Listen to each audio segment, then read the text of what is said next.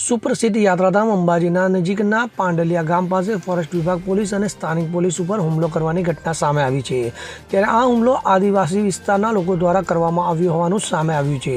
તો આ હુમલો વન વિભાગની જમીન મામલે ચાલી રહ્યો હતો વિવાદ એ દરમિયાન થવા પામ્યો હતો। તો પોલીસ દ્વારા મોટી સંખ્યામાં ટીયર ગેસના સેલ પણ છોડવામાં આવ્યા હતા। તો આ દરમિયાન સ્થાનિક લોકો દ્વારા ટોળામાં હુમલો કરવામાં આવ્યો હતો।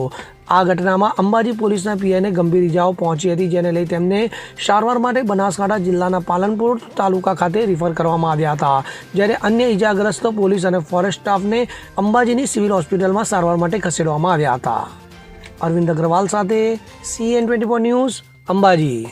હવે જુઓ દેશ દુનિયાની તમામ ખબરો તમારી આંગળીના ટેરવે।